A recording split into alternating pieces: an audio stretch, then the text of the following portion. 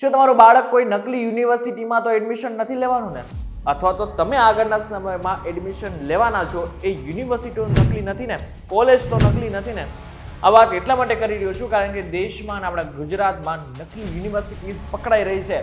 આ સાથે જો અત્યારની અને ગુજરાતની વાત કરવામાં આવે તો છેલ્લા 2 દિવસથી પાટણની યુનિવર્સિટીની ચર્ચા ચાલી રહી છે. પાટણમાં એક યુનિવર્સિટી પકડાઈ છે જેનું નામ છે MK યુનિવર્સિટી, કે જે નકલી હતી, નકલી સર્ટિફિકેટ બહાર પાડતી હતી. ત્યારે આજના વિડીયોમાં આપણે જાણીશું કે દેશમાં અને ગુજરાતમાં કેટલી યુનિવર્સિટી છે કે જે નકલી છે, અને જો આગળના સમયમાં તમારે એડમિશન લેવું છે તો કઈ વાતનું ધ્યાન રાખવું પડશે અને અસલી છે કે નકલી એ કેવી રીતના ખબર પડશે એની પણ વાત કરીશું.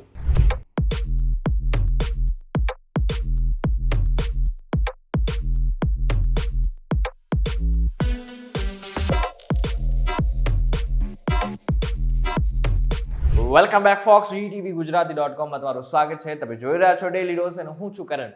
જાન્યુઆરીથી એપ્રિલ મહિનાનો સમય CBSE બોર્ડ, આની સાથે સાથે રાજ્યોના કેટલાક પરિણામોનો દિવસ, આની સાથે સાથે પરીક્ષાઓનો દિવસ, એમાં પણ ખાસ કરીને ગુજરાત, યુપી, બિહાર અને મોટાભાગના જેટલા પણ રાજ્યો છે ત્યાં પરીક્ષાઓ લેવામાં આવતી હોય છે અને પરીક્ષાઓના પરિણામો પણ એપ્રિલ મહિનાથી લઈને જુલાઈ સુધીમાં બહાર પડતા હોય છે. અને જેવા જૂન જુલાઈમાં પરિણામો બહાર પડે કે લોકોની પડાપડી થઈ જાય છે એડમિશન લેવા માટે, પરંતુ ઘણી બધી વખત આપણને ખબર જ નથી હોતી કે તમે જે જગ્યા ઉપર એડમિશન લેવા જાઓ છો એ યુનિવર્સિટી કે કોલેજ માન્યતા એને પ્રાપ્ત છે જ નહીં. ગયા વર્ષથી UGCએ દેશમાં અંડર અભ્યાસક્રમો અને અનુસ્નાતક અભ્યાસક્રમોમાં પ્રવેશ માટે CUET એટલે કે કમ્બાઇન્ડ યુનિવર્સિટી એન્ટ્રન્સ ટેસ્ટ ફરજિયાત બનાવી છે. જો કે ઘણા બધા વિદ્યાર્થીઓ આમાં ભાગ જ નથી લેતા અને પોતાના પરિવારના સભ્યો શું કહે છે અથવા તો મિત્ર વર્તુળ ક્યાં ભણવા જાય છે એના ઉપર વધારે જોર આપતા હોય છે. હવે ના માત્ર નકલી યુનિવર્સિટીઓ તમને એડમિશન આપી દે છે, પરંતુ તમારી પાસેથી તગડી એવી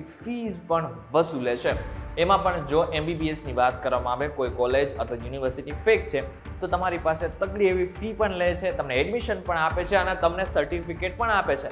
સર્ટિફિકેટ લીધા પછી તમને ખબર પડે છે કે આ યુનિવર્સિટી તો માન્ય હતી જ નહીં અને તમને પછી ક્યાંય નોકરી નથી મળતી હોતી. એટલા માટે તો થઈને UGCએ જેટલી પણ દેશમાં નકલી યુનિવર્સિટી છે ને એની યાદી બહાર પાડી છે.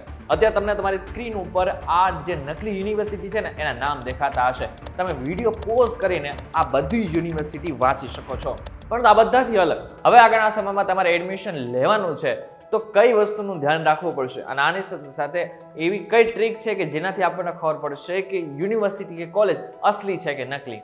હવે સૌથી પહેલા તો એ સમજી લો કે UGCએ પોતાની જ વેબસાઇટ ઉપર આની માહિતી આપેલી છે. સૌથી પહેલા તમારે શું કરવાનું છે? સૌથી પહેલા તો તમને અત્યારે તમારી સ્ક્રીન ઉપર જે વેબસાઇટનું નામ લખેલું છે ને એને તમારે ગૂગલમાં સર્ચ કરવાનું છે. જેવું તમે સર્ચ કરશો કે તેવું તરત જ તમને જેટલી પણ નકલી યુનિવર્સિટી છે ને એના નામ તમને જણાઈ જશે. આ એક પણ યુનિવર્સિટીમાં તમારે એડમિશન નથી લેવાનું. જો કે મોટાભાગની જેટલી પણ યુનિવર્સિટી છે એને બ્લોક અથવા તો એને રદ કરી નાખવામાં આવી છે, પરંતુ આ બધી યુનિવર્સિટીને ખાસ વાંચી લેવાની છે.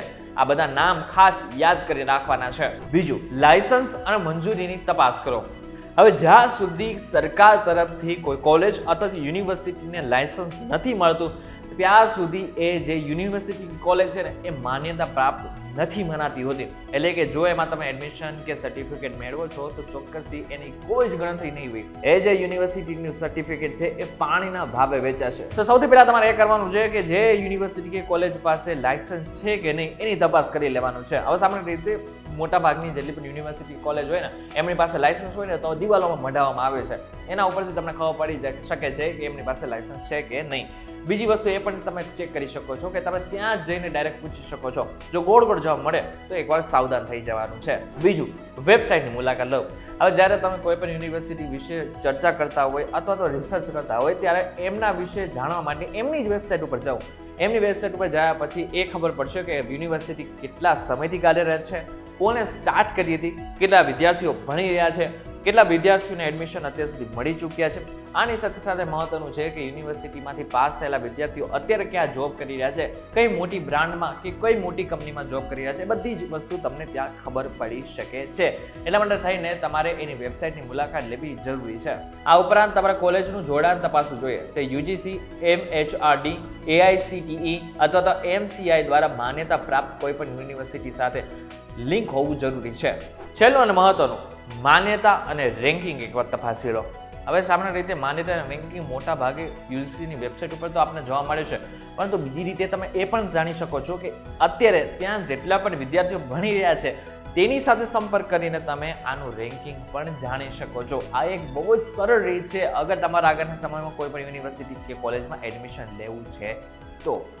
હવે અહીં સુધી તમને એ ખબર પડી ગઈ કે યુનિવર્સિટી કઈ કઈ ફેક છે, આપણા ગુજરાતમાં કઈ યુનિવર્સિટી એવી છે કે જે નકલી સાબિત થઈ છે.